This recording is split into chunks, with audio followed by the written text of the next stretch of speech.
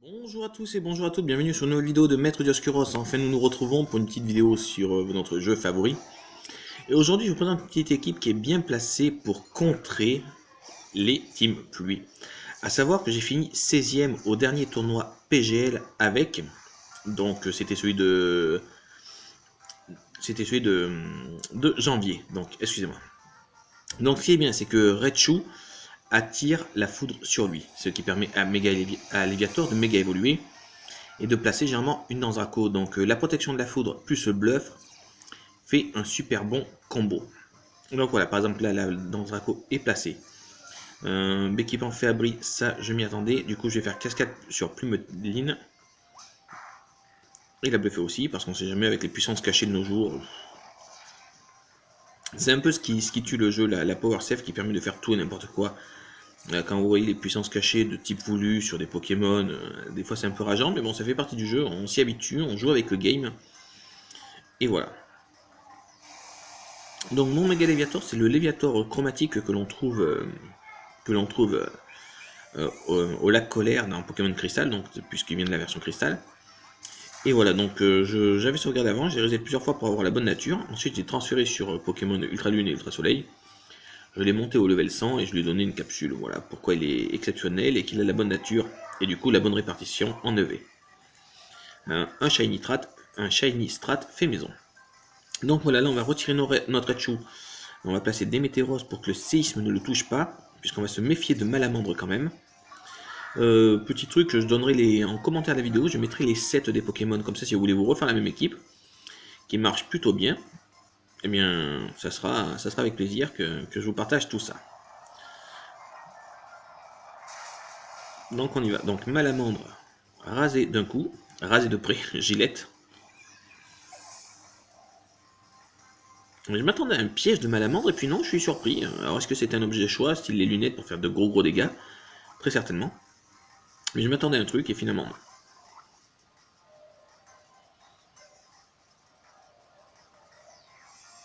Donc, d'ailleurs, j'ai dit une bêtise en début de vidéo. C'est pas avec cette équipe-là que j'ai fini 16e au dernier championnat, c'est sur la vidéo que vous avez vue avant. Donc, celle qui était le WCS 2018. Celle-là, celle-là, je m'en suis servi pour un tournoi sur Facebook. Voilà, un VGC qui avait lieu sur Facebook, sur Pokémon Révélation, et où j'ai remporté le tournoi grâce à cette petite équipe. Voilà, je remets les choses dans l'ordre. Donc là, on est quand même proche d'une équipe pluie en face, puisque c'en est une en quelque sorte, même s'il y a Malamandre dedans qui est assez surprenant. Mais voilà, techniquement, l'adversaire est relativement gérable sur ce coup-là.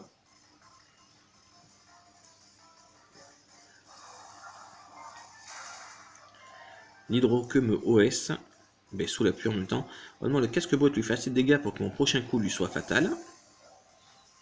Donc voilà, du coup, il lui restera plus que Béquipant, qui lui aussi, du coup, est vulnérable à Raichu qui va revenir sur le terrain et qui techniquement n'aura plus de menaces.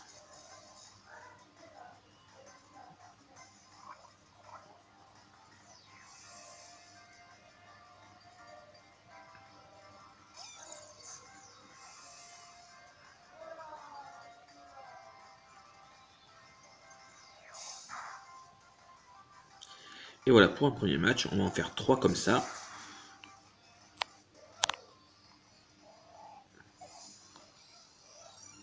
On est parti pour un second tour, donc on disait qu'on allait faire 3 vidéos comme ça.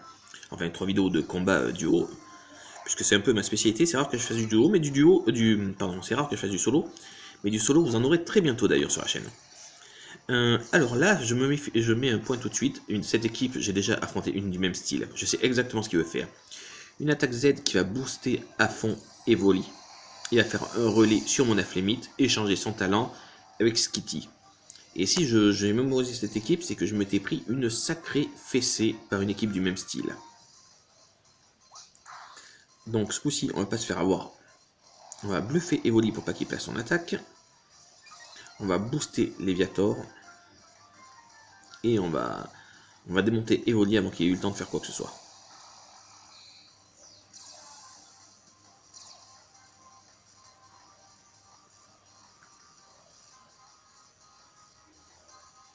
C'est pas très sport, c'est connaître la stratégie et la casser dans l'œuf. Mais vaut mieux être prudent. C'est rare que je me prenne des grosses fessées et contre une équipe comme ça, je m'en étais pris une, donc je m'en souviens assez bien. À part que ce n'était pas mon Aflemite qu'il avait derrière, c'était un méga Tortank.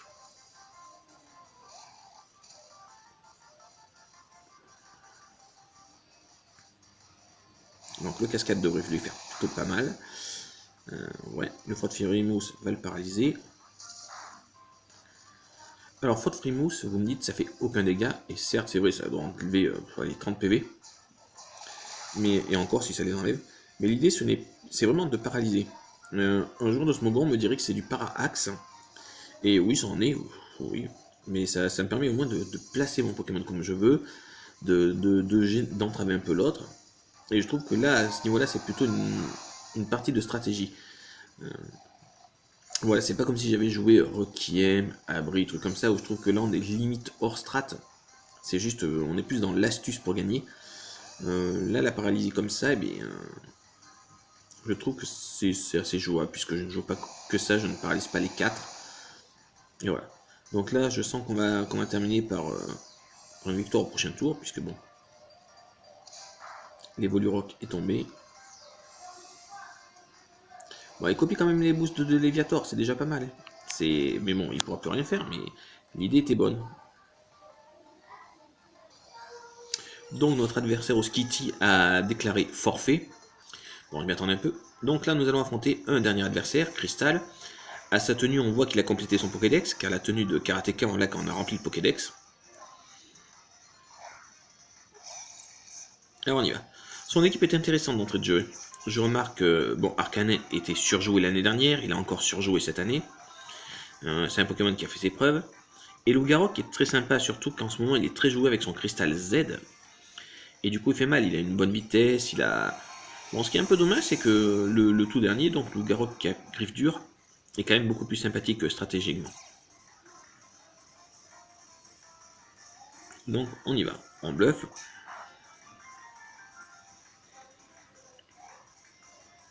Donc ça c'est bon.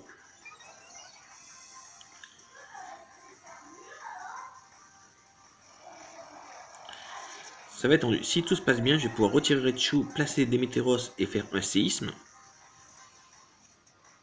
Donc l'abandon pour baisser l'attaque spéciale. Là, c'était pas super bien joué parce que bon, il voit bien que j'ai un pic Raichu Bluffer, donc certainement un Raichu qui utilise des attaques physiques. Ce qui est le cas puisqu'il a Sabotage, Rod Frimousse, Bluff. Et un Léviator, donc c'est à moi de les intimider, les petits. Bon, par contre, je reste persuadé que Lougarok va nous faire une attaque Z, exactement, là voilà. Bon, je suis content qu'il la fasse parce que c'est une attaque quand même qui est super belle. Loup-garou chromatique est magnifique. Son attaque Z est très belle. Ça fera une jolie scène dans la vidéo. Après, si c'est Léviator qui se la prend, j'ai bien peur que Léviator soit KO. Si c'est Démétéros, et Démétéros, vu son investissement, devrait la tenir. Et Démétéros, il encaisse sur le physique. Donc voilà. Donc on est parti, on va se prendre un gros coup, ça on le sait. On y est prêt.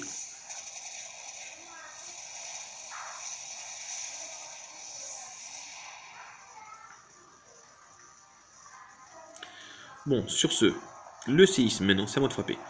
Loup-garou devrait être KO. Bingo. Arcanet a tenu, je pensais vraiment que Arcanet tomberait aussi. Parce qu'après une danse Draco, un séisme, quand même, ça fait mal. Bon, vous me direz, il est pas stabé, mais quand même. L'abbé lui a bien remonté sa vie. Donc Philali va être une vraie menace, parce que Philali peut one-shot Léviator.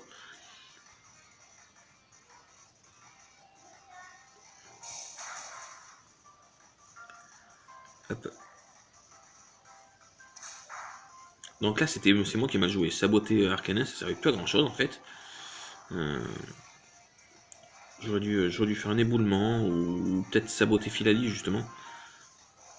À cause de ça, je perds Léviator parce qu'avec sa brûlure et tout, c'est fini pour lui. Là, il va tenir un round de plus.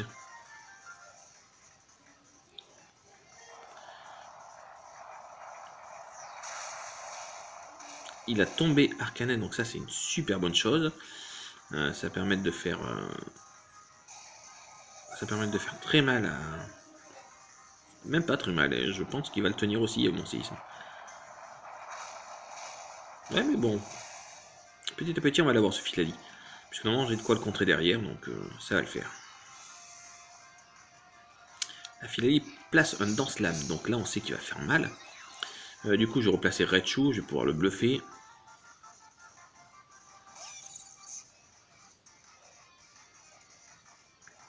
Alors Lockpain il a sûrement point glace. Donc là on va jouer aux échecs un peu. On va sacrifier un pion pour sauver une tour on va dire. Du coup ce que je vais faire c'est que je vais retirer des Météros, placer Karchakroc pour que... Vu que mon Karchakroc est défensif, il devrait tenir le point glace. En plus la peau dure va le blesser. Du coup je pourrais placer techniquement derrière un Dracogriffe. Et me l'affaiblir assez pour que Démétéros et Raichu finissent le combat. C'est un peu l'idée des moments à venir.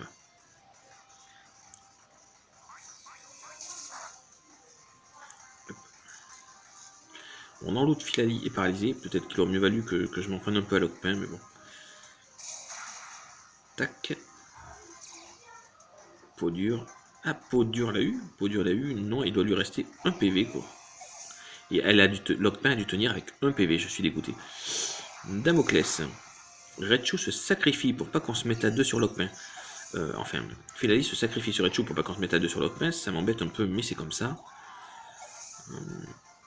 Donc, là, tout va jouer ici. Mon Démétéros qui encaisse pas mal va intimider Lockpain.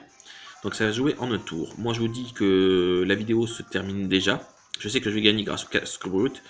Donc je vous dis à très bientôt sur la prochaine vidéo de Maître Dioscuros. Merci à vous de nous suivre régulièrement. Ciao, ciao. À bientôt les amis. Et merci de vous abonner et de partager. Ciao, ciao.